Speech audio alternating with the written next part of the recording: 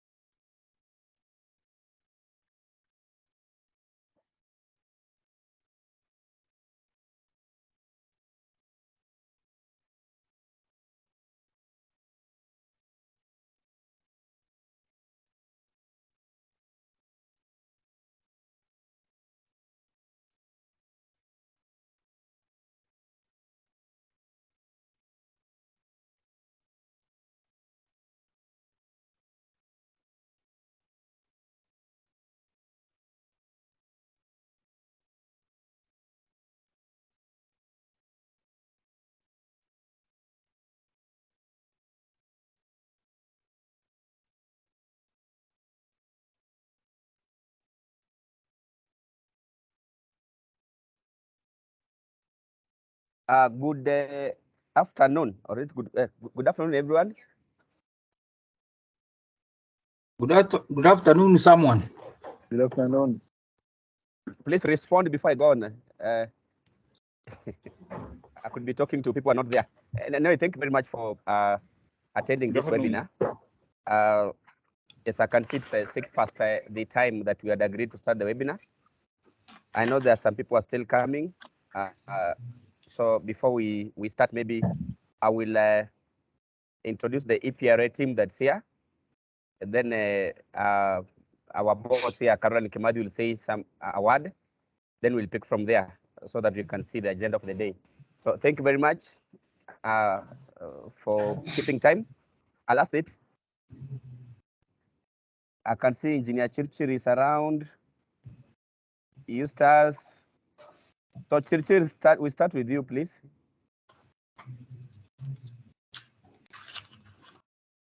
No, good evening. My name is Ignatius Chirchir. I work at EPRA as Energy Efficiency Officer. Thank you very much, Chirchir. We work with Chirchir in energy efficiency. Same as Eustace. Eustace, please introduce yourself. Good afternoon. You can hear me? Where are you? You can hear me? Yes, we can. Yes, I can hear you. Introduce yourself, please. Yes. My name is 𝐢𝐫𝐬𝐫𝐬𝐢𝐨 Energy Efficiency Officer, EPRA. Okay, thank you very much, Eustace. I don't know. Do you have any other EPRA stuff that is logged apart from?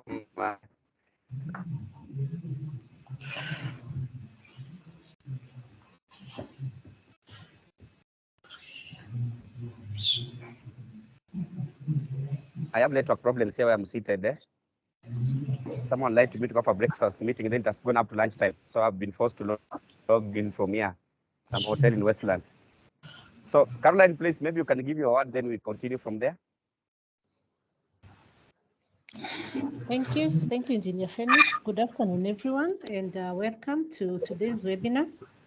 I don't intend to talk for long so that you can have enough time to discuss the topic of the day. We are dealing with the bankability of energy audits, and this is in preparation for the energy management regulations that have been revised. And as we go through the issue of bankability, Phoenix will also touch on the the report formats that have been put in the new regulations, which maybe most of you are familiar with, but just as a way of just bringing everybody on board, we'll touch briefly on that. So feel welcome. We allow Phoenix a chance to say what he has to say in terms of the teaching.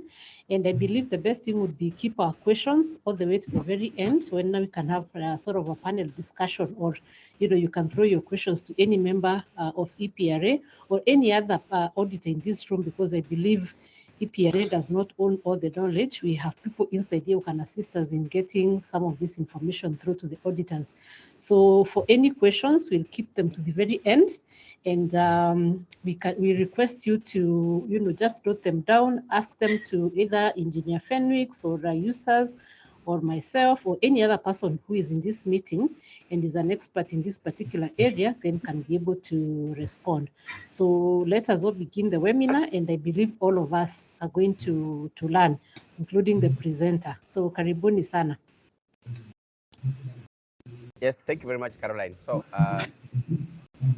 Caroline has said we are going to teach, but then when we're dealing with adults, as we've already said, and Ragoji, it's a sharing experience. Now, we planned for a series of webinars, for 3 sessions of webinars, where we're going to discuss, because, we're having new regulations. They might be gazetted maybe in June or July, somewhere over there. They're with the ministry. And one thing we're going to do is, of course, introduce 𝐄𝐲𝐶. For those who worked with 𝐄𝐲𝐶 before, I know some of you have that and the 𝐄𝐲𝐶 space right now. You realize that when you are suggesting or you are proposing ECMs, you take the risk, because you are proposing something that's going to be implemented. So that means from the technical evaluation of the ECMs you are suggesting up to the financial evaluation, the assumptions you make, the risk you put there, and the modeling and the simulations, all of them must be practical, because the payments you're going to receive will be pegged on the suggestions on the work you've done. So that's what we want to look at, and we will look at 3 aspects. The first aspect which you are doing today, where I'm presenting, we're going to look at just the basic concepts of quality of energy audit. When you say this audit is bad, what have you done? What have you not done in that respect? Then the next webinar will be next week on Friday. We will look at the issue of process audit. My colleague Eustace presented about process audit last year. It was a very nice one. So I asked him to go through the same, of course, using different types of appliances, so that we get on board to that. Now, the third week, we was on a Friday, we look at solar. I know most of our audits have the recommendations for solar PV systems, and some of them may not have not actually, they are not practical enough. They could be like theoretical, they're academic. So Nixon, he'll bring in someone was from the industry who's doing solar PV systems. Then he will lead us that day in design of solar PV systems. On the same day, Engineer 𝐄𝐧𝐞𝐬𝐬𝐲 will lead us through financial appraisal. You know, most of you, we've had issues with you before, even candidates who come and give me IRR of 150%.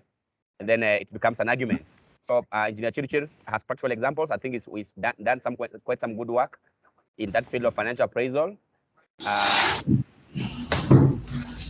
He will take us through these common things. So he's going to fuse the classroom understanding of financial appraisal with the practical aspects of energy efficiency. Then he will teach us actually how we can make it to be bankable, how it makes sense, how or who has interest in those ECMs when we do financial audits or when you do financial appraisal of projects. Now, I have a presentation with me. The first one, just a general overview of what you should be doing in audits. I was making this presentation today. I told someone lied to me the Movenpick with our very good KM. So it has ended at 1:30 actually. So I was making this presentation, so I was also contributing there. So this is from my experience, the things I've been doing. It's not a cast. We can add or subtract or try to question. Please, we ask to mute everyone apart from myself. So we start. We're just looking at the quality of energy auditing, and we want to have an overview of the main concepts. What are these main concepts? When you say we want a quality audit, what are they? Although just before I even start, I've been looking at audits from our auditors for the last 2 or 3 months. And if you had a chance of seeing the comments I gave, the audits are improving, actually. I have to say that. Some auditors, quite a number of them are now quite practical. They're trying to walk us through their ECMs, how they get them. They're trying to be as practical as enough as it can be. And this is not strange because in all the industries, in all economies, when you start energy auditing, you start from a very low level, including Canada, USA, whichever country. They take 10 years to acclimatize to know what a good audit is. So it's a learning process. So far, so good. Our auditors are improving, but we wish to improve more because of the regulation that we are putting in place, because of the ESCO concept, and because of the moving targets. We always have to be improving with time. So why do we go to do audits? I know it looks like quite some useless question, but why do we go to do audits? When someone calls you to do an audit, does he call you because you want money? There is a day I went to do an audit.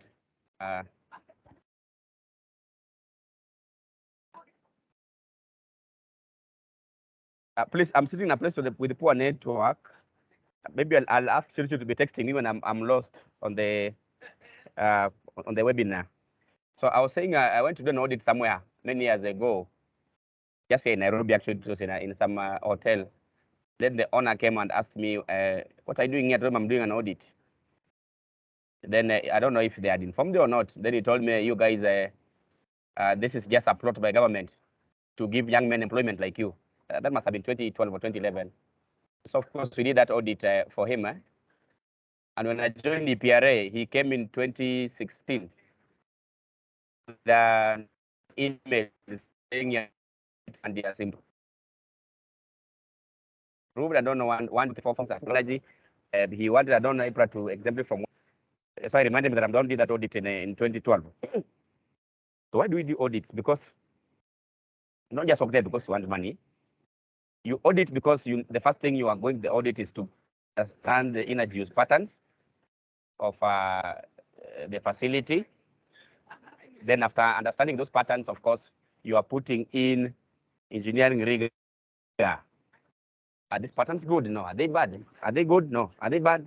Yes.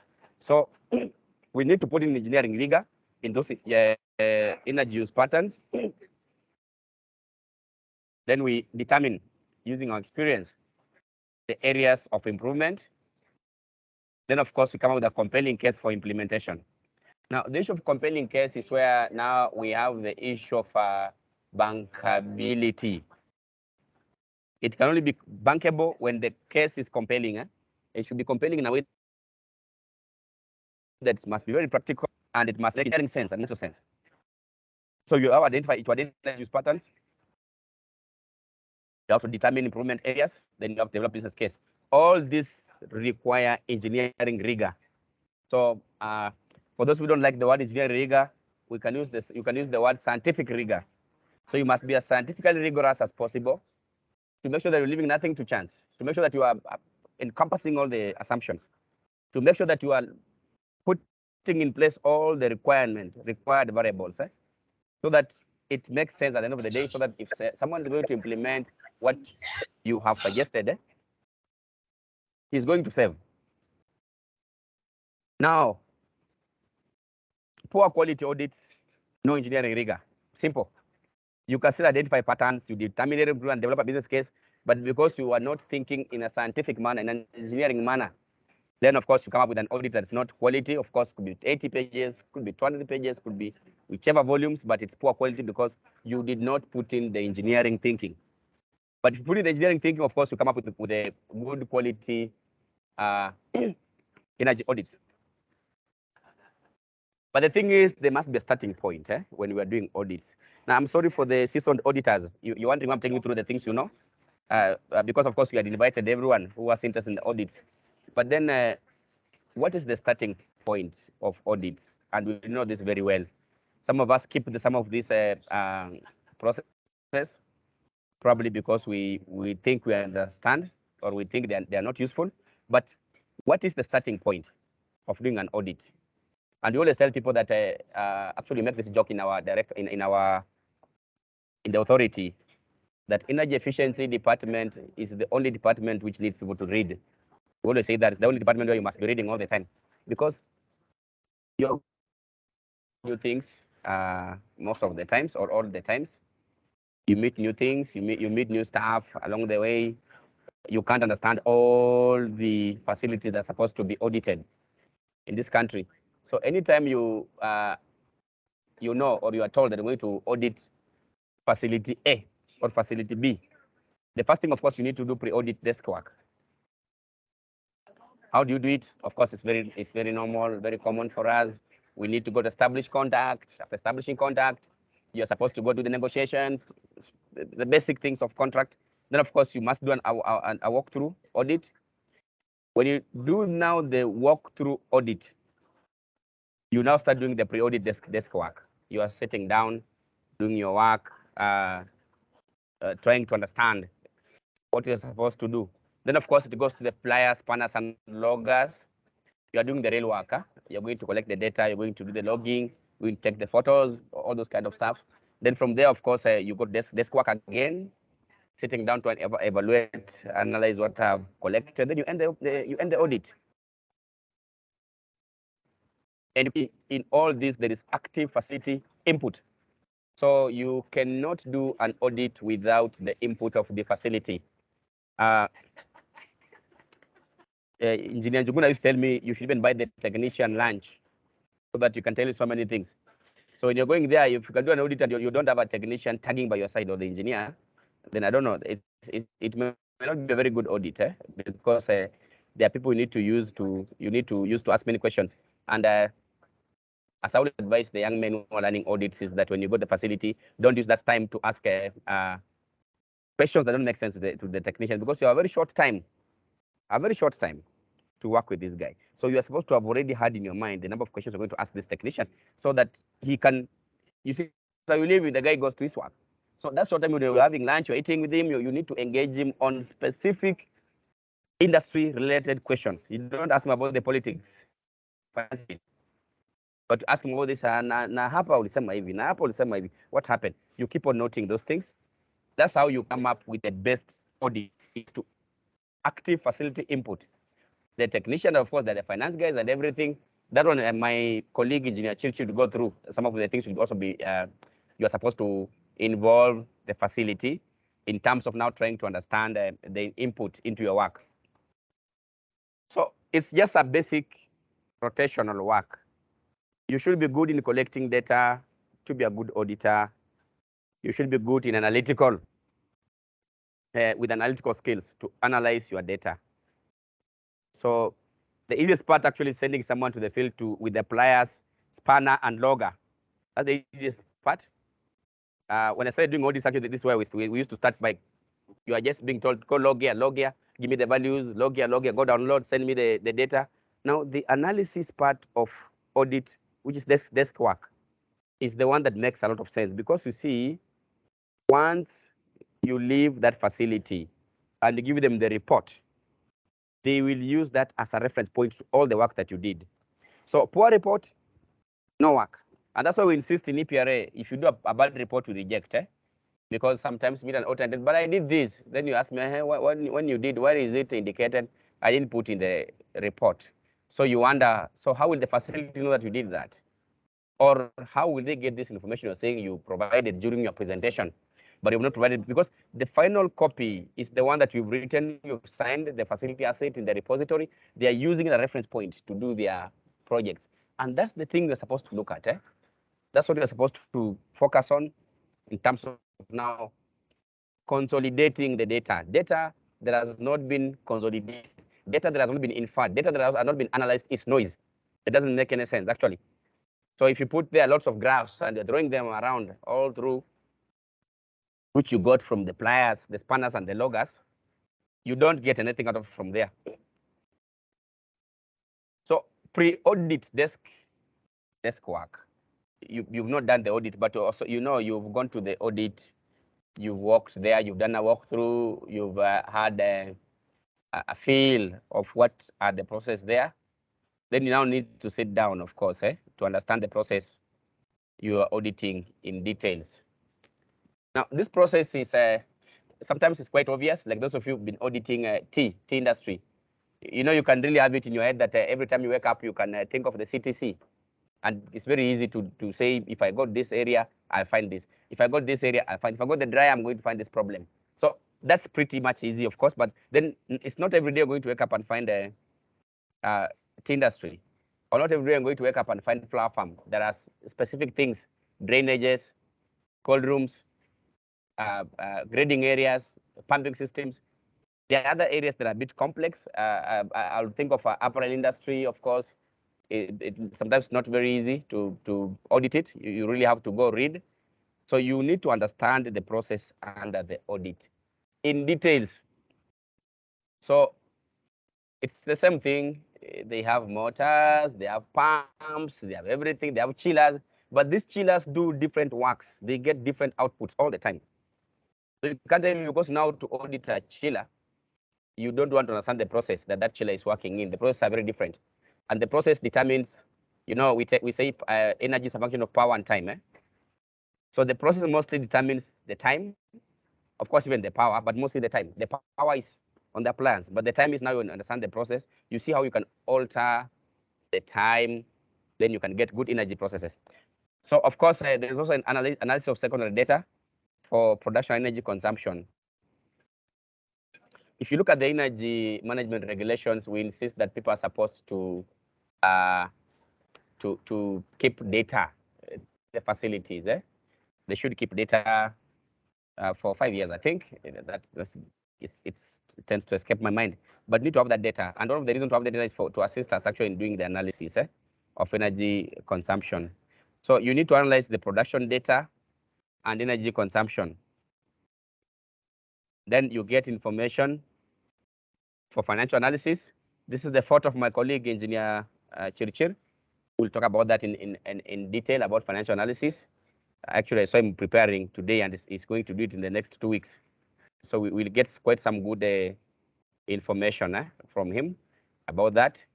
Then, of course, you need to develop an audit execution or data collection plan. I recall after working in a facility, we could sit down, someone say, hey, what do we do? You start drawing that line. So you'll go here, you'll do this, you'll collect this, we collect this on this date. We will log here for 24 hours.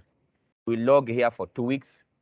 you walked around the facility, of course, doing walkthrough, and you've realized that these are areas that I might want to focus on than these other areas. Then, of course, you're analyzing the secondary data. You also look at the data. You are seeing, like, you are being told in January this year, the EUI was quite low, the energy use index. And then they tell you, we're using this line, not this line. Or we're using this boiler, not this boiler. So you can know why you are focusing on this. So you say, we will focus on this. We will collect this amount of data for this long. We look at the plan, of course, just a suggestion of how a plan could look like, data collection plan in energy audit. So here we are doing the pre-audit desk work. We are understanding the process. Why do we understand the process? Most of you, if you've ever been interviewed, of course, all of you have been interviewed, those of you who are licensed. But most when you come to oral interview, we'll always ask you the first question is to tell us, we always ask you, pick an audit, you are 5, give us one. You think you're comfortable, give us that one. Then ask us now, tell us what was the process in that facility. That's the first question. Number 2, we always ask you, what were the energy consumption points in that facility? So whenever you're going to a facility, you need to have a comprehensive understanding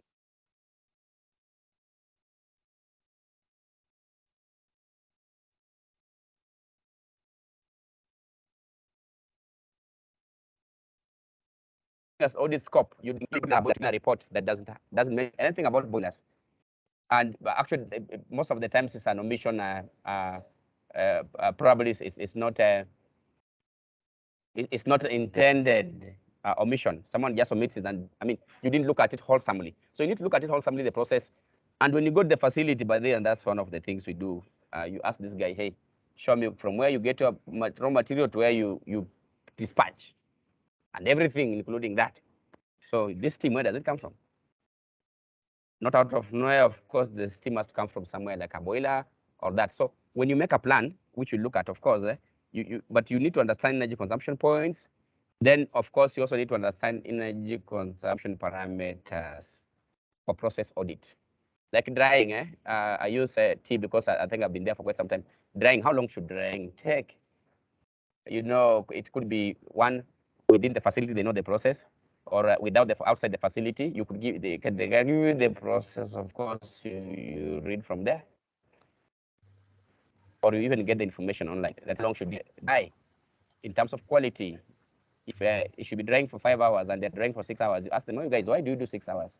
I thought 5 hours could do. And then they say, hey, there's a time a manager came and said it should be 6 hours, but you used to do 5. So it's easy. You recommend to 5 hours. You've gone back. If it makes sense, that is because you don't compromise quality of production. Then we're talking about energy consumption parameters for process audit. That's time, of course. We're talking about terms of temperature. Most of the times you go to a facility, you find there is a cold room. You find that cold room has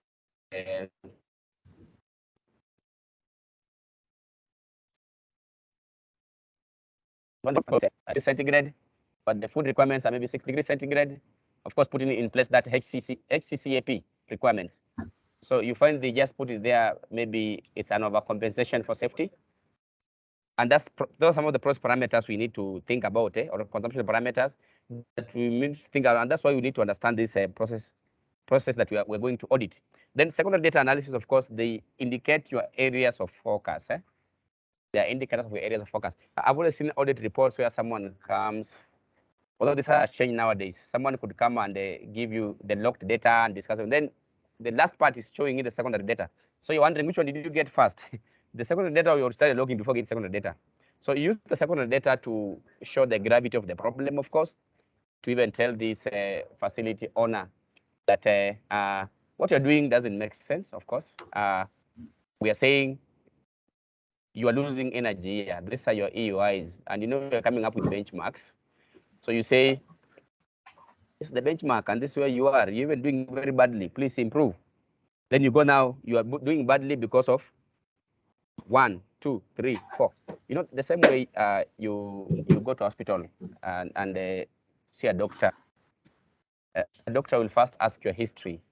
And you see history secondary data. Let's say I've been referred to KNH, and I was in Kakamega Provincial General Hospital.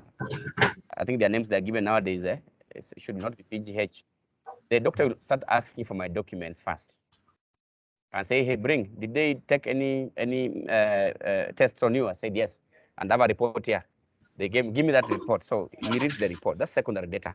He is not the one who took that data. Once he reads the report, he'll be writing notes about that report first. So before he recommends for primary data collection on myself, tell me, hey, go there, take some urinalysis, go there, take some hemogram test and everything. He will have read the secondary data and put it aside.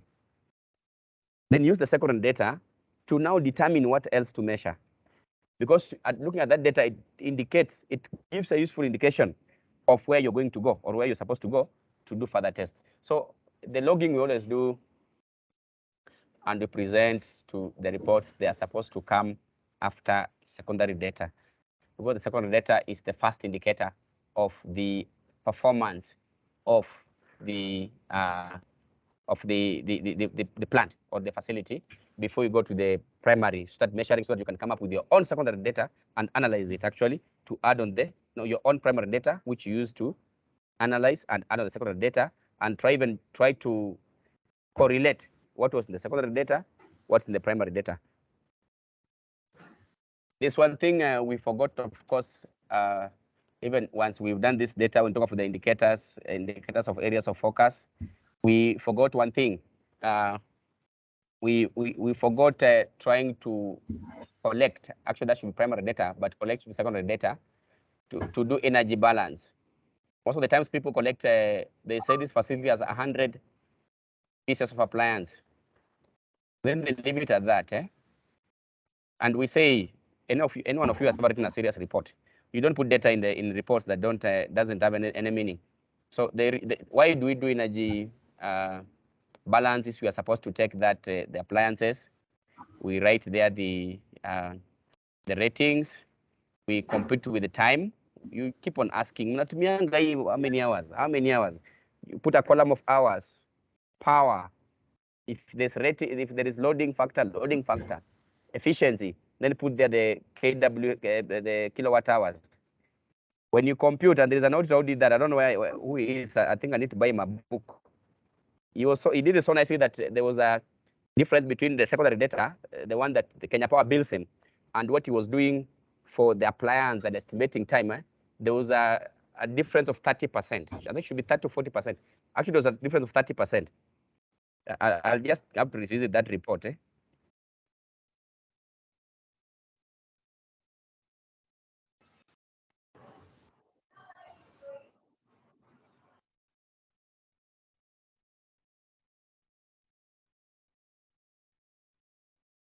I hope I'm back online. Serious network problems here, but there's no problem. So we are saying, let me put my phone on so that I can be seeing. If I'm offline, Chirichiri will tell me. Fine. So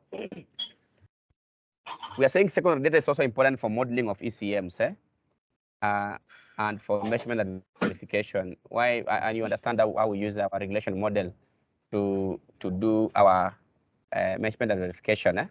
So it's important to get the secondary data for that reason. For financial modeling, of course, it's important for assumptions that we use, also the times that we're doing that. So same thing with information financial analysis. Get that information to get the analysis for parameters. Most of us, we imagine these values and we put them in our reports. Almost every one of us, we don't get it from the facility itself. Before just throwing those values, assuming this. So we ask, why are you assuming and you went there? Why can't you go ask instead of assuming? So we're talking about a plan. I was trying to imagine this. This is what I used to do anyway, those many years ago, when some people are still in high school. So you state the area that you want to go to audit. So I've done my walkthrough audits already, just walking around, seen the areas, I've listed them down because of the walkthrough. So I say, I will check, and you already have your secondary data. You have indicative points, which you need to focus on more than others. So what do? We give the area I'm supposed to audit, the objective. What am I supposed to check? You can't just go to measure I mean, you can't go plug the log and then give those graphs and leave them. When a doctor goes to draws blood from your body to measure, that lab technician, there is something in his mind that he wants to achieve. He doesn't measure because people are there to be measured. So the same thing, we cannot go to a facility and say, I'm going to area A to measure. I don't know the objective of measurement. There must be an objective that you want to achieve. There must be some conclusions you want to draw from that thing. So you have to state the objective. Why am I going to measure the pumping system? Why am I going to measure? Do I want to check the efficiency of the pumping system? Yes. What do I want to check? I want to measure check the system curve. I want to superimpose on the pumping curve. I want to check the best efficiency point. I want to see if the pump is optimally loaded. I want to see the flow rates. All those kind of things are the ones you go. That's why you want to see it, objective. The activity, what will you do to achieve this objective? And actually, see, these things are quite global. You do them everywhere. The question is, when I received a letter to come here, it came very late yesterday. I'm sorry for digressing. I told myself, I'm going to meet guys from Ethiopia about energy efficiency. What do they want? I saw the list. This is what they wanted. So I said, tomorrow, what am I going to achieve at that place? I'm supposed to talk about the 𝐄𝐧𝐞𝐫𝐬𝐿, the next, and all those things. I'm supposed to talk about triple helix in terms of academia, industry, and government. These are the objectives. What am I supposed to do? Then I need to write down points that I'm going to give tomorrow. KPI, I should come up with the following things. So you write the things you're supposed to come up with. Those are the outputs of my study. Then the timeline. I was supposed to be for breakfast. Then the timeline, they messed me up to almost 2 p.m. So it's everywhere. When you're going for shopping, I know some of you go for shopping here. The same thing. I want to go shopping today. Shopping for my kids, shopping for my wife, shopping for my husband, shopping for whoever it is you want to shop for. The objective, I want to make them happy, if that's what you want. Or you want them to not to walk naked.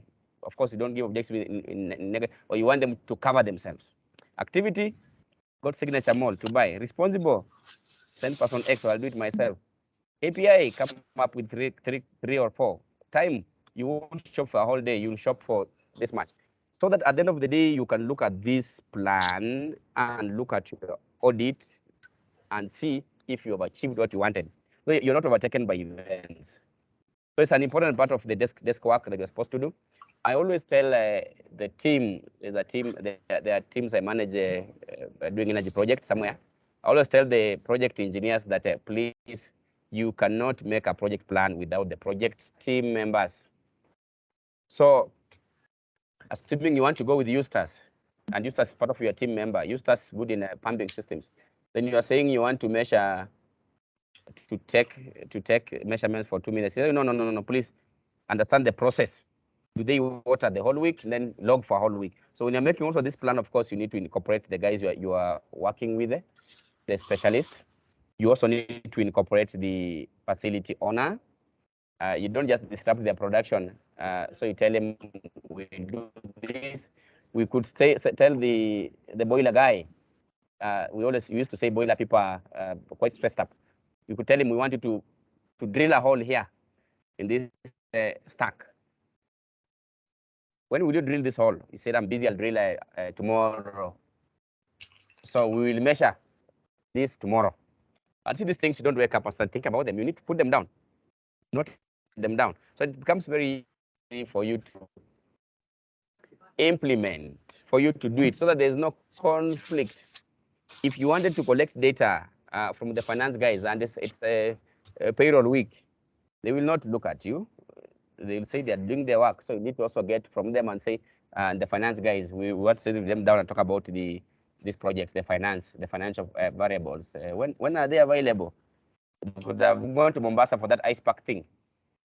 So you need to, when you're making a plan, you involve everyone. You don't sit somewhere like a solitary man, then try to make your own plan, then impose it on people. Then, of course, you develop a very bad relationship with people.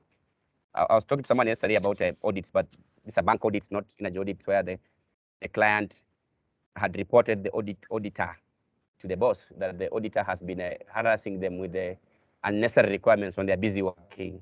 Just because of the plan, when you're making the plan, you didn't involve them, so they don't own the plan, and that's what you do. So we've done our desktop work, we are done, and now we have carried those.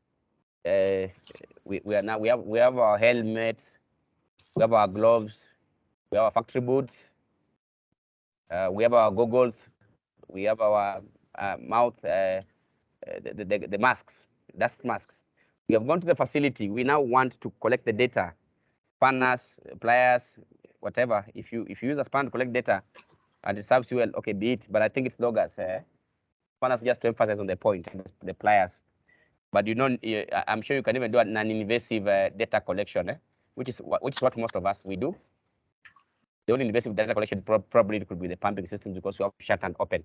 So we need to collect data as stated in your plan, and it should have an objective. The objective of this data should be linked. I hope you're getting me. If you lose me, please you say the network is a bit.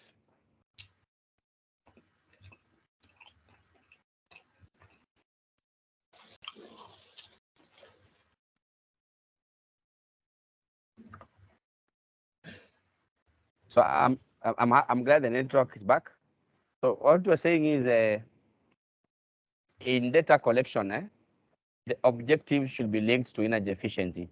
There was a time I had an back and forth with an auditor 3 years ago, and this auditor was dedicated 3/4 of the time discussing safety in his audit report, passing the facility. So I asked him when he went there, did you go there as an energy auditor or a safety guy? Then he told me you cannot see safety and ignore it. That's what they call scope creep. People know in the PMP guys here, Engineer Ndenga is a PMP. That's scope creep. You go, you are supposed to do energy efficiency, you go for safety. So you spend 80% of your time looking at safety, and those guys they employ or they get someone else who's doing safety for them. So our objective should always be linked to energy efficiency, of course, and conservation. If you want to add that one, but it should be linked to that. You want to make sure that you are suggesting areas of energy performance improvement in the facility. That's what takes us there. So of course, I know you can collect endless data in a facility. You can be excited, you collect everything in the facility, lots of it, but you see, you can't make meaning out of it. So you only collect data that is of interest to the performance, to the energy performance of that facility. And of course, that data has been informed by the secondary data you've collected, the desktop work that you did, understanding the processes, and plan that you are having. So anytime you are collecting data, you collect it with an end in mind. An end in mind. I'm focusing on that because a number of your audit reports, it could be having an audit could be having maybe around 50 pages. You find 20 pages have a lot of data that says nothing, just been thrown there. Data, and that data is saying nothing at all. Actually saying, as you can see, it has moved from A to Z, and then you end from there. And then you go to another one. As you can see, it moves from A to Z. Now, no one reads that kind of information, of course, because it's not assisting him. It doesn't draw any conclusions about its performance. It doesn't draw any conclusions about the improvement of energy performance in that facility and all that. So whenever we collect data, we must have an end in mind that this data has to provide us with important information on energy efficiency. It can give us areas of improvement. It can show us weaknesses in that point, and we must make what you call for that point that we weakness. So even as we go to collect the data in the facility, or data, if you want, the first thing we think about is repeatability.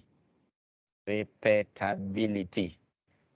I know I've seen Angelica. She's a grammar Nazi. I hope I've spelled it nicely. I'm really doubting that repeatability, but that's it. So why did I focus on this? I don't written two points, point 2 and point 3, and I added this 1.1 on repetition. If you look at most of our method section in audit reports, it's not easy for someone to follow what you did and do it exactly and get what you're getting in the results.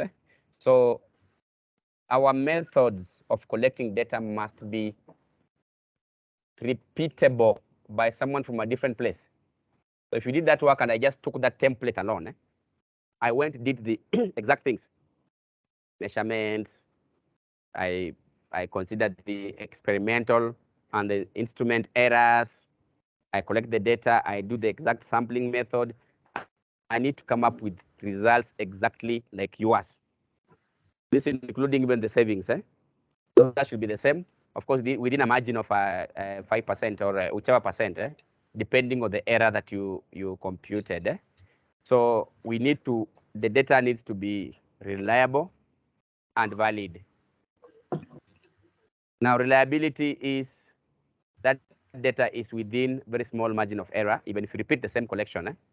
You can see this, these dots, I put them here to just try to emphasize. I copied them online, they're not mine. I need to admit, I just took them from online, but that's how reliability and validity differ. That validity means the data is organized around. I hope you guys are getting me. When you talk about the validity, we say the sample means are organized around the sample population. So if I'm picking data, different samples, like 100 samples, they are organized or they should be around a given population. But then the dispersion of this data is quite large. So it's valid, but it's not reliable because it's quite dispersed. The one that's reliable is the sample points are close to each other, but they're measuring something very wrong. So you might find probably here the instrument is quite off the way. Then, of course, the last one is the data that is the sample means are organized around the sample population, and they organize around themselves, so to speak. So this means are organized around themselves, just rotating around themselves. Mean 1, mean 2, mean 3, mean 4 of the sample, their standard deviation is quite small. Standard deviation. And you'll see most of your audit reports when I give my recommendation, I always say the data, the error analysis section is incomplete because no one talks about reliability and validity. How do you talk about reliability? Validity is only when you're taking different or various samples and doing the analysis with them. You would always get an error when you're taking different samples from the same thing. So that error is supposed to be cascaded, of course, to be mixed with the instrument the accuracy of the instrument. Then you get a compound error, which you now apply on the entire data. So you say you will save 300,000 shillings or $300,000 within the margins of plus minus 5% or plus minus 2%. Instead of using all those disclaimers, oh, this data I took it there, oh, you're going to get this, and this data will give you trouble. Because when you become an ESCO, you will not write that thing to anyone. It will be yours. That's the problem. When those things are saying buyer beware, this thing is not useful. It will be you'll be telling it to yourself because you're an ESCO. So you will have to come up with that number, the specific error, which you compound. It's called a compound error. So you compound the error. Those of you went to your Chiromo, first year and second year, no, first year, physics lab. We used to do those things of error analysis there in the lab. And also, I think, chemistry, where you could take the instrument, then you measure samples, you find you're taking different levels, then you check those errors, the SD, standard deviation. So you put them together with the instrument error, you put them together, you get the compound error. Then you now get the results. You say now these results are within the tolerance limits or the error limits of plus minus 2%, plus minus 0.2% and all that. That's what you're supposed to do. That's one thing you need to consider, of course, when you're doing the collecting data. You need to tell that to your financier. The guy will be financing us an ESCO. We'll want to see those errors, so that they can use it to even determine the risk of lending you money to implement. Then you talk of process cycle, of course, per system or appliance. All the time, the process cycle. There was a time when audits were audits, people used to log for a whole week. 7 days, you put a logger, then you put there a tape. Please do not disturb, or please do not touch. We used to do that, because you were considering the cycle. So you say, like, if it's a hotel, or if it's a supermarket, you want to see the whole week. What are the consumption patterns? Day, night, day, night, day, night. Even the behavior itself. So you need to consider the cycle. If these guys are working day and night, there used to be this thing called the old auditors know this. Actually, people could go to a facility at night. You sneak there as a you've agreed with the management, of course. You sneak there at night. You've put on those overalls. People think you're a security guy working, but you want to see the employee behavior when the managers are not there, because managers, they are not on shift. Maybe their technicians have left there. So you work at night to see the employee behavior at night, when they are not being monitored and when they are monitored during the day. Because, and why do you want to use that to, why do you want to get that employee behavior when you're doing the spanners?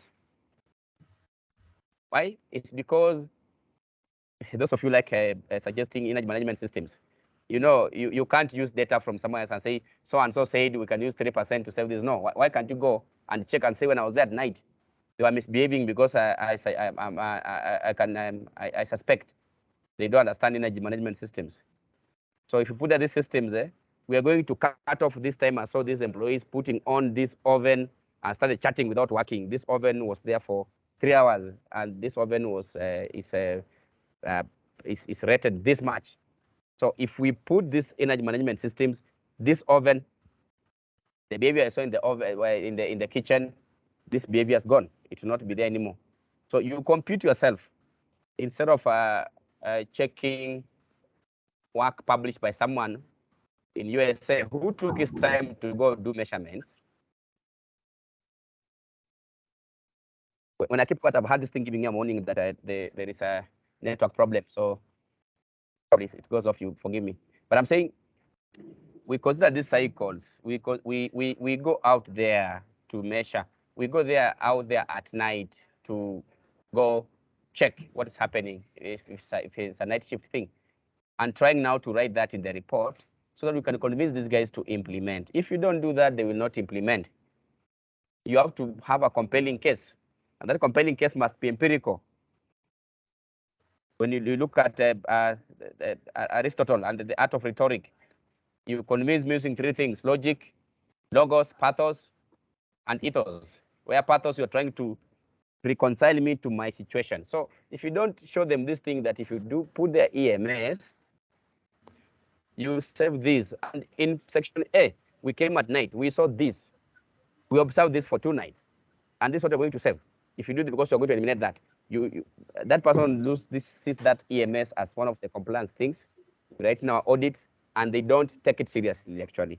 So we must focus on the pathos. Let me go to the philosophy part. You must focus on pathos, where it must be logical. The logos is trying to compute that time they were wasting at night, the power rating of that facility, and everything. The pathos is the photos you have for that area where you're showing now your facility that this is what happened here and there. Then of course the ethos is yourself being a good auditor. If you're not a good auditor, no one believes you even if you tell them anything. So you understand even from there when I talk about those photos.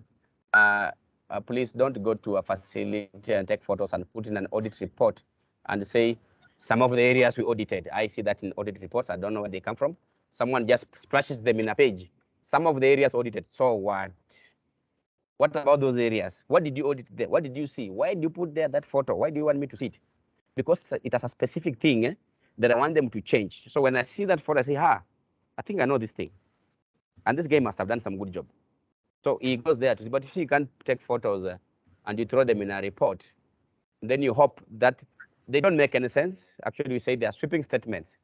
When you put their photo that doesn't seek to convince someone about energy efficiency. That's why I said when we are doing data collection plan, we must always think about something that's going to draw us to a conclusion of being energy efficient. So I'm showing a door. If it's a door for a cold room, that door has maybe it's not well sealed. I'm showing this not sealed. Here, this is what I measured. This is what you're going to lose. Please seal it. Seal it using this much money. You'll save this and all that. So data validity and reliability, the same thing I'm talking about. you must always tell us about the validity and reliability of your instruments by doing those standard deviations, by, of course, giving us the accuracies of the instruments. If you are doing the RMS, yes, the electrical engineers understand that. You know, if you're doing RMS and you're measuring those instruments, you want that for it to come to conclusion of time, kilowatt hours, because you're compounding different parameters that you're measuring before you come up with that final parameter. So that's what you do with the spanners, the pliers, and the loggers. That's what you do. So I'm done. I have walked around. I've been knocking everywhere, trying to listen where there is noise, collected a lot of data. I'm now sitting down. I want to analyze my data. Back to the desk, in your desk. As I said, we as auditors should be good in data collection and data analysis. Data collection is the easiest part. Anyone can walk into that factory and collect data. Now, please mute even if you don't like what I'm saying. Hello. Hello. Mambo. Someone mute, please. Wewe naye.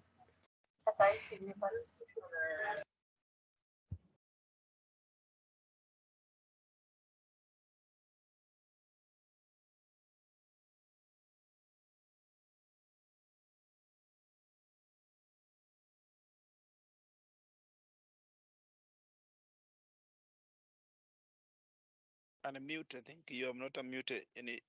Unmute your camera. Your speaker.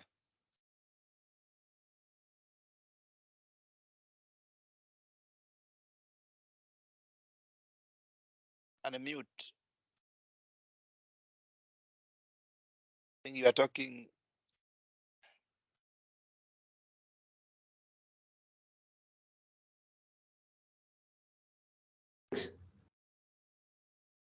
Unmute. Unmute your microphone.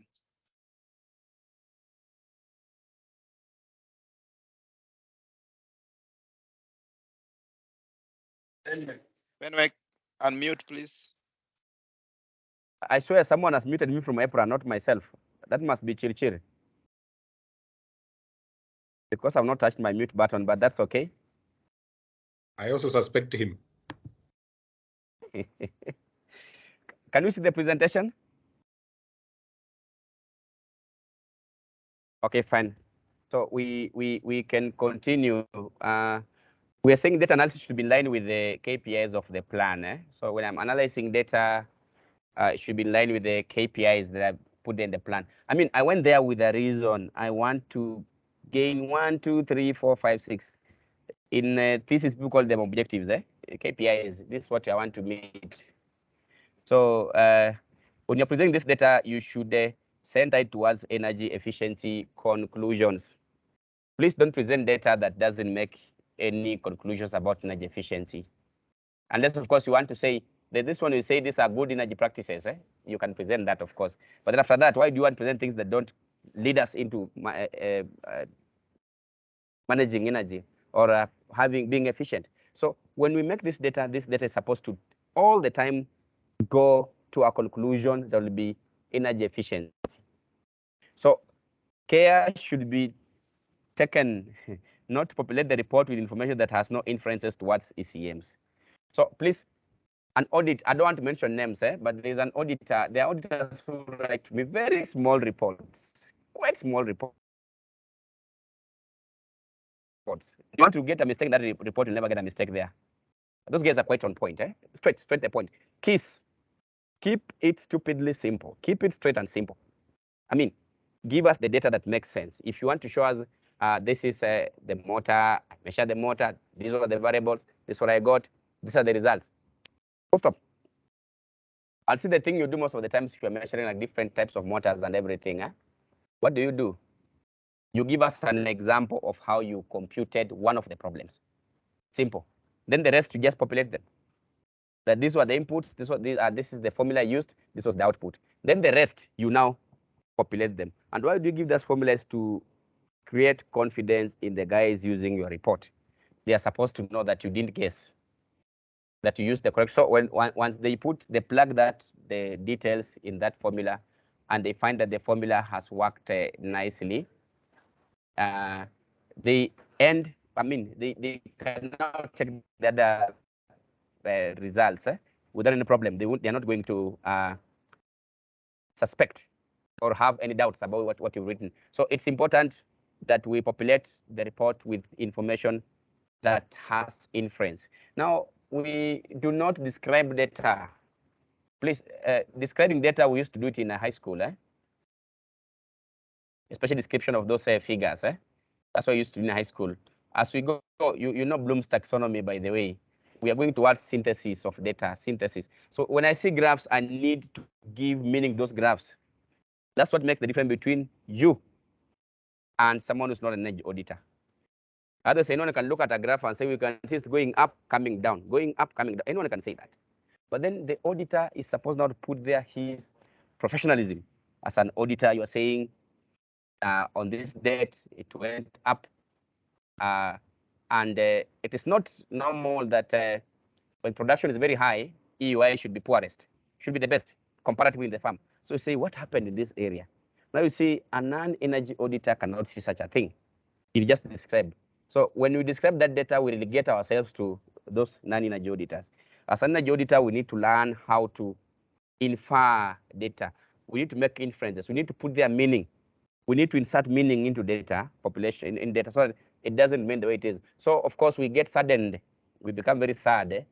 If you ask any one of us in EPRA and in KM and even the facilities, when an auditor takes goes to the board, measures the energy consumption, then puts it there, then leaves it, goes away.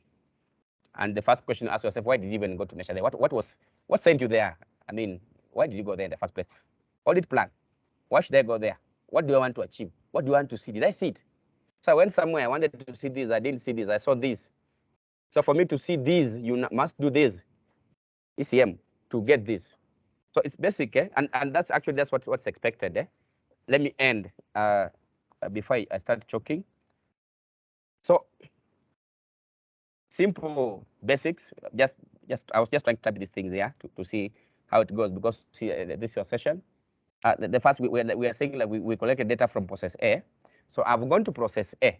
I'm now reporting, by the way. I went to process A. I collected data, and I presented in this diagram. Diagram 1 or table 1 or whichever it is. Now, when you are reporting, we don't start describing the method. All the methods used to collect data should be in the method section. That section is sacred. The section of results is sacred. These people who are interested in knowing your work, if they're facilitators, if you had seminars, we used to talk of ESCOs, industries, facilitators in between, he will want to go and see those results. We went to process A. The data is presented here. So now you see we are now making inferences. From this diagram or from this table, we can see the behavior is in this direction.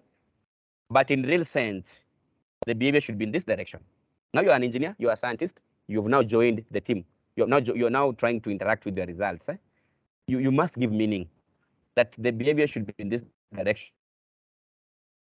So because this thing is going this way and supposed to go this way, this is what you're going to lose in between as your energy loss. You lose this. That's still in engineering rigor. How do you do it, by the way? Now you use the equations in energy. I'm waiting. It's giving me some. I'm getting network pings here about poor network. So let me wait a bit.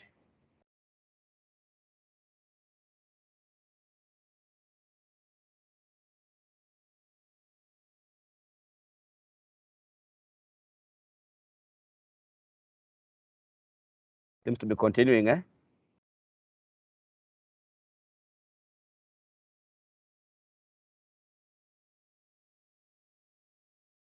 Well, I can continue. Yes, I think it has stopped to warn me.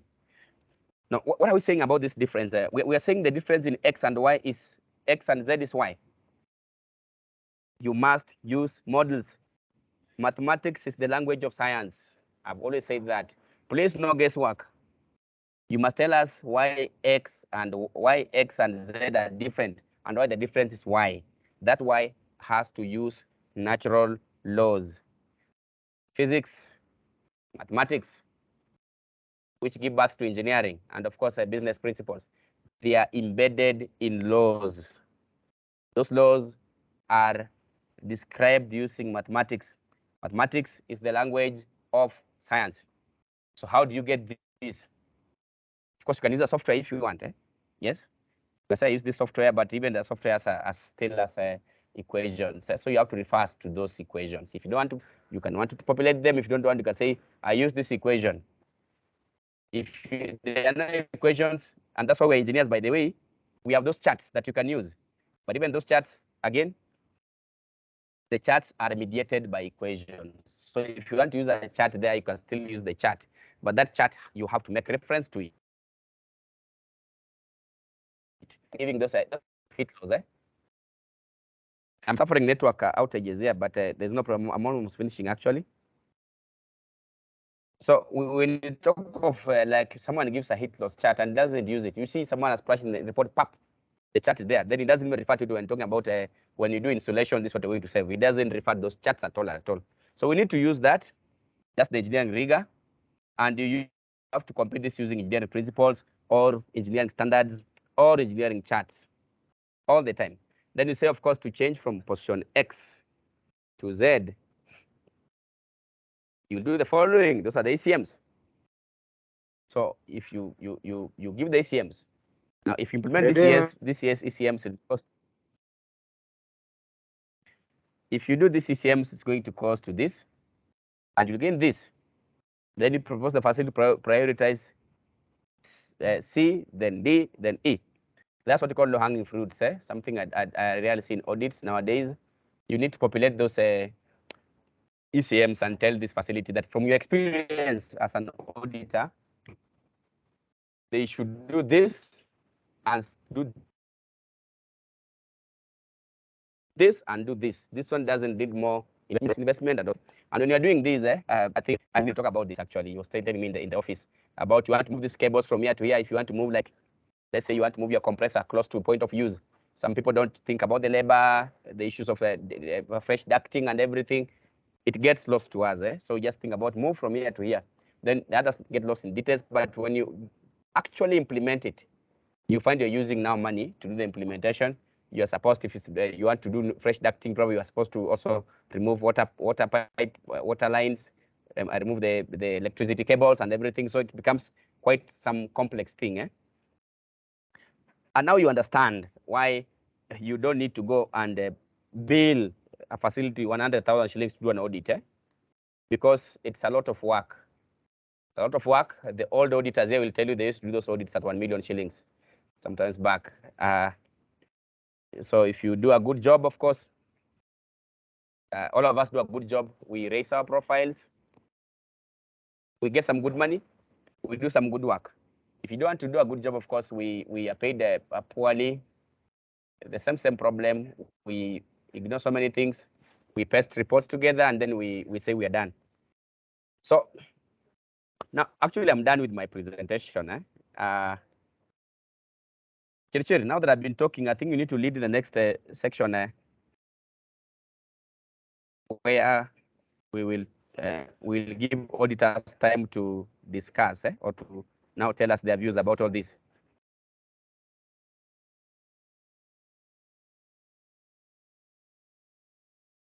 Ignatius Chirichiri, engineer.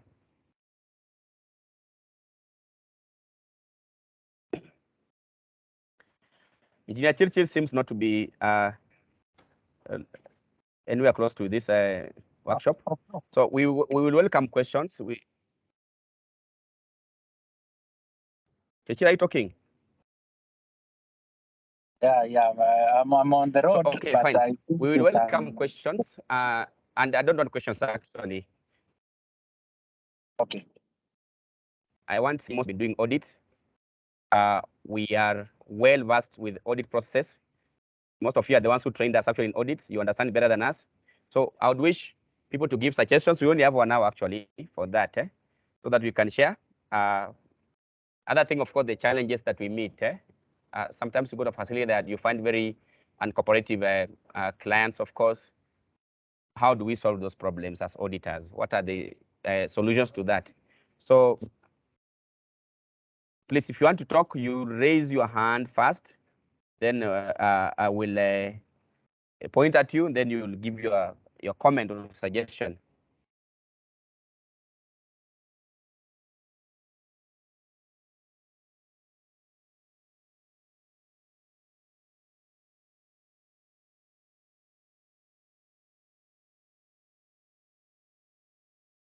There's no comment.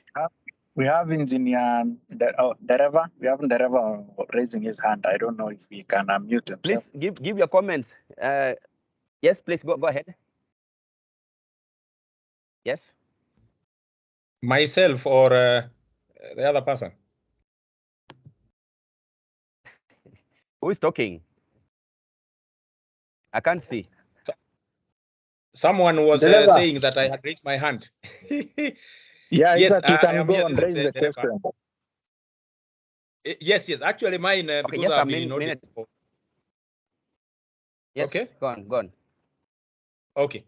Yeah. I hope I'm clear. At least my Wi-Fi is normally very strong. So now, it's not really a question because Mine I has a have problem, been. so Chirchir will listen. Okay. I've been doing audit, so I don't think there is much of clarification that I would be looking for. At least we have had comments from that you make after the audit that you go through, and if we basically improve to what you suggest, I think having done several, then I think it's more of a lesson like what you are giving, but now at an individual level, which is actually good. The only clarification based on how you had started the discussion is that the regulations are going to be, I think, to be gazetted or something, and that is something I think we've been following for quite some time. Mine was to just ask, what is the confirmed position? Is it still in the CS office like it was 2 years ago or something? Thank you.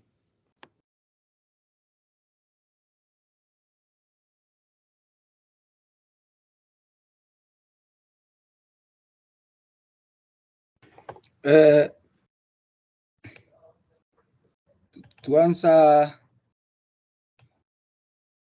Dereva is that the regulations are being worked on how they will be gazetted. So that one is an internal issue. So you should not worry. The timeline, you should believe in the timeline. There was a delay because of the elections and the change of government.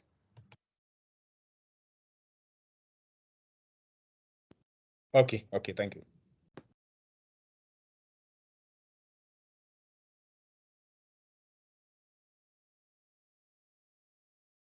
So any other question or clarification?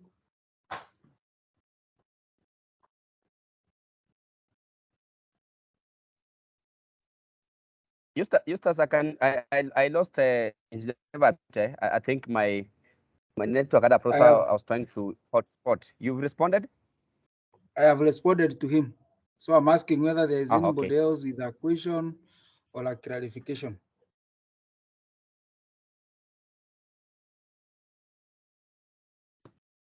Please ask. I know there are many people who are not even auditors right now. There's Rodney. Rodney, yes? Like some people, like me, I'm an undergraduate student who is expecting to graduate in December. On what ground will I start from to become a major person in this energy field? Like I want to participate in the EPRA activities. Where should I start from?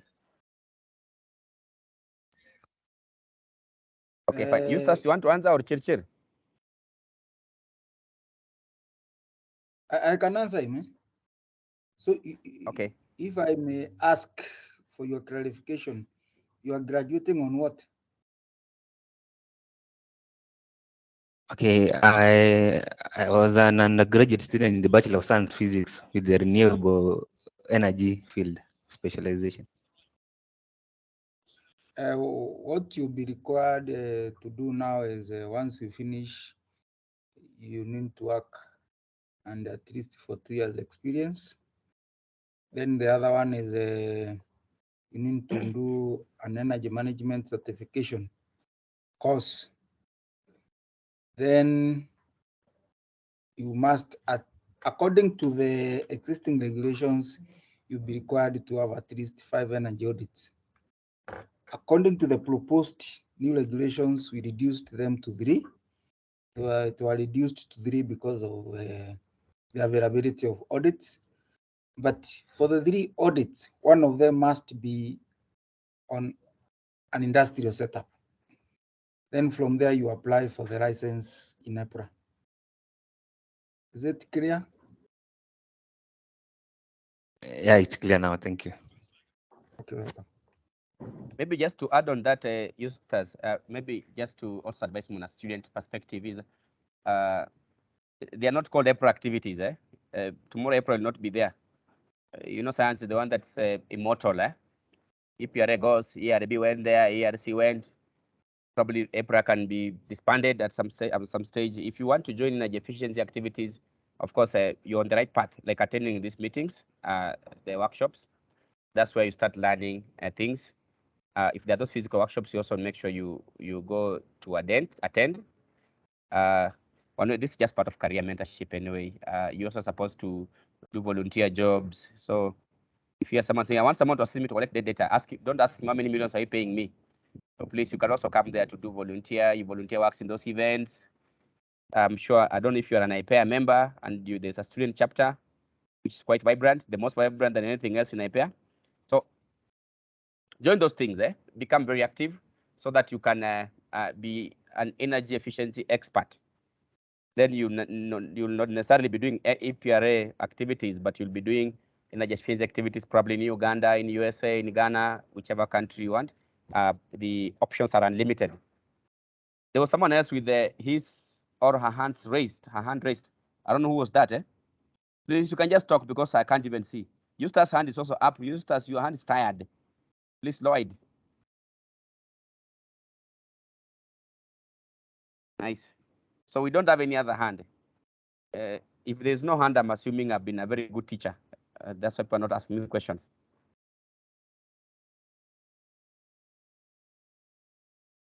Albert Ouma.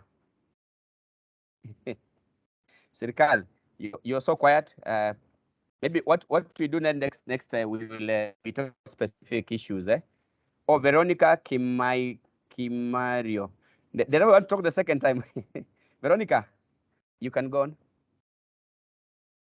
Okay, thank you for your good presentation and the class so far. I'm in Tanzania. Can you help me to know where exactly can I get this course? I'm a graduate of Master Engineering in Energy Studies. Tanzania? Yes. Okay, fine. I think Eustace will answer you that one. Eustace, you are well versed to answer that question. If I may ask, which course are you asking? The certification, energy management certification I think certification, probably CM. Even the CM, it's offered by Association of Energy Engineers of US, but we have representatives in Kenya who assist in organizing and the training. But the exam itself, because it's examinable, you get the exams from US. But in Kenya, you can get it in Kenya through Kenya Association of Manufacturers or through innovators who can, they are organizers of the process. And I think with the email, Fenwick's email, which is there, you can write to him, then he can give you the details. Is it clear? Oh, yes, thank you. Okay. Just write to Fenwick's on that give my email, then but I can give it. Give you. Yeah, the email is there on the screen. Oh yeah, actually, the email is here. So please just do the email. We'll direct to the person who does who does the trainings in Tanzania and the certification issues, then I will be assisting. Yes, Ndereba? Just a quick one. I thought there were many people with questions, but now since I saw like I can use one other minute. I was just trying to see like there are many things that you have pointed out needs to be done in a certain way. If it is the electrical bit is supposed to be done in this way, but I have seen some people who say that if it is an investment grade energy audit, maybe you need to log for all these hours, but sometimes or even days, but sometimes you may not find the need to do anything, or it is not going to contribute to anything in the ECM. But I heard you saying that if something is not going to be referred to on an ECM, it might not be necessary. Does that give a leeway that you may even avoid logging? Number two, are there things or parameters, maybe in thermal energy, for example, if you're looking at a boiler and you have dealt with steam traps, is it mandatory that you do thermal imaging? Is it mandatory that you do analysis of boiler efficiency? I mean, those are the kind of some prescribed steps or functions or other points that would have been considered so that even maybe audits can be more standard. I'm even pretty sure that if you go to some countries, you will find like the format of an audit is almost the same. It's only perhaps the language that changes, because if it is part A, number 1, subsection this, will be talking about this in every audit that anybody is going to do. And I have also seen the same with some forms in contracts and lawyers and such. So I think it is only in energy auditing that we have not managed to come up with a standard flow of that information, such that in case you leave a gap anywhere, just like even how we do the Kenya Association of Manufacturers, the Energy Management Award, there are some prescribed forms on how you are going to fill each. Much as the industry is different on each operation, you will still find like the forms more or less are a bit standard. It will not confuse people to go through them. That's why I'm saying like that is why you find an audit from Dereva will be very different from a new auditor who has come in, and it will be different from another very old auditor. Basically, it's because I think maybe you need to work around it, and or we can agree that this should be the flow. I mean, that is the only thing that I have found. Because even if it is for the new auditors who are coming in, they will adopt the format of the teaching auditor or the person they have worked under. And they might live with that forever. And that is why if they do, okay, sorry, yeah, that's it. I digress. I think okay, Eustace can respond to that. Yeah, in the first place, Dereva, we have tried to come up with there is ISO standards on energy auditing for even various systems.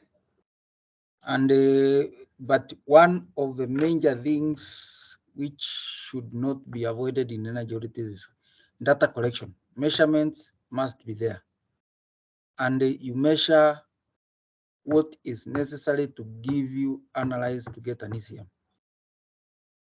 The energy management, the energy auditing standards insist on measurements. You cannot run away from taking measurements. And the first measurements which you do, and the first measurement which I was taught even by my teacher when I was in high school, is use your senses. If I see the steam is leaking, even before I go to measure how much is leaking, that one is obvious energy is being wasted. But to know how much is being wasted, I need to measure the pressure, I need to measure the temperature, I need to measure the size of the hole, and that's all. So there's a standard, we cannot run away from that, and the Phoenix has described it very well. You measure so that on your target, you must be on a target. What do you want to achieve? I want to know the steam, how much energy is being wasted in the steam system. So I need to measure the pressure, I need to measure the hole where the steam is running out, something like that. So you cannot avoid measuring, then you give me an ECM. Unless you don't want to give an ECM, you are not going to measure. Is it clear? Yes, Actually, it Justus, is clear. just It to is clear. add on that, Yeah, it is clear. just to add on that, even the regulations have a format or the report should look like. I know Caroline said I'm going to go through that, but my voice became dry. So I said I will not go through that format. It's quite lengthy, but we've developed a very nice format, and we developed with the auditors actually. It's in the appendices of the draft regulation. Even the old regulation have a format. It might not be very good, but it's still a format that people are supposed to follow. But you know, we're not trying to be prescriptive. We are not trying to say you must do this. We want an output. When you get an output, that this output has to have been the output should be validated. The output should be justified using engineering methods. So the same thing, if you are supposed to get to measure, I mean, the secondary data and the walk through audits will tell you most of the things you're supposed to do. And that's where experience comes in, of course. You can, I always tell guys, I can walk 1, 2, 3 in the facility and tell you this areas have problems. But then you see most people can tell you that. Then you put in rigor because you want bankability of those projects, because you're going to be an escort tomorrow. So we're putting in rigor because you see now there's money involved and you're supposed to go to the bank. You should tell the bank to finance your projects, and the banks will want to know the method you use. Not even the banks, the project itself. It will pay because you used correct principles to come to where you want to come to. Templates, not very necessary, by the way. We assume all of you are engineers. If I told you to compute heat loss, I don't need to put you a table and say measure area, measure outside temperature, measure inside temperature, measure thermal resistance. No. We as auditors, and what you're suggesting, actually, I've seen guys suggesting even from different jurisdictions like South Africa, I think also UK, but I told them no, we need to let people learn, improve those things. So if you're an energy, and the reason they do that out there is because actually they don't license auditors. You find most places they're not given exams to be auditors. So most people can just become auditors, and they need to guide them now on how to do their work. But here we'll test your capability by giving an interview. Once you pass that interview, we expect, of course, to use those the existing or the engineering principles to solve your issues. Although what you say makes sense, we will be developing such a software. As I've been talking to my colleagues, 𝐤𝐺 is very good in software things, not like me and Justus. So I've been telling him we need to make those things for pumps, for boilers, but not to be used for teaching purposes. So if you use it and get the wrong answer, that's your problem. But just for learning purposes, you can tell guys, hey, and those things are even online. So you say this is you can use this if you go into a pumping system, you can check this, put these variables here. But they're also online. There's also this PSO, pumping system optimization software, which you can download. You put in those factors and you get what you want to get. So the same thing. So whether you make a Kenyan version, but the thing is you must go to the facility and collect data that is valid and reliable. So once you get that, I think we're done. Having been there, no any other questions, maybe I'll welcome Nixon. I can see you're around.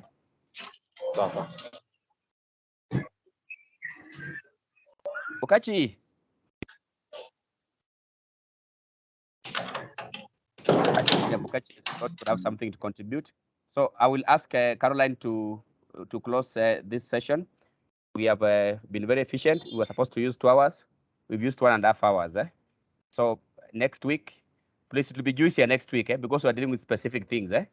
So next week, please, on Friday, I think we'll share the link. We can learn about some specific areas of process auditing before we go to the financials the other week. Thank you, Caroline. Please, you can dismiss us. Thank you, Felix, for that good presentation. And I think it has been an afternoon of a lot of learning. Unfortunately, yeah, you say you're not able to go through the appendices of the regulation, but I propose yes, my voice. That I know. I propose that we share the draft regulations, the final draft with all the auditors, just for the purposes of familiarizing themselves with the content, because the technical content is highly unlikely to change, even as we take them for the publishing. So thank you so much for taking the time to attend this webinar. I hope you have learned well, and we hope to see you again next week. And yeah, we can now bring this to a close. You can leave at your own pleasure.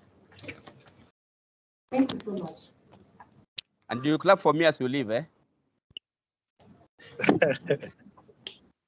Hey, Prof, unajipenda sana.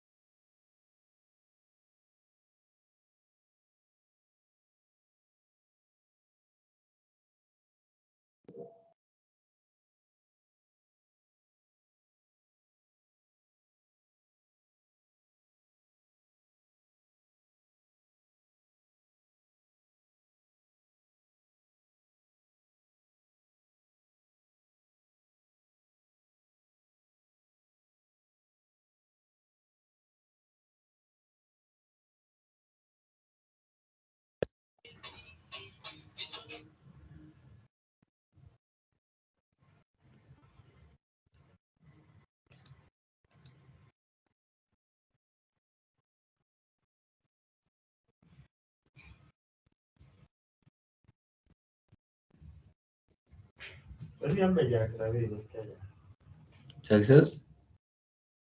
All right.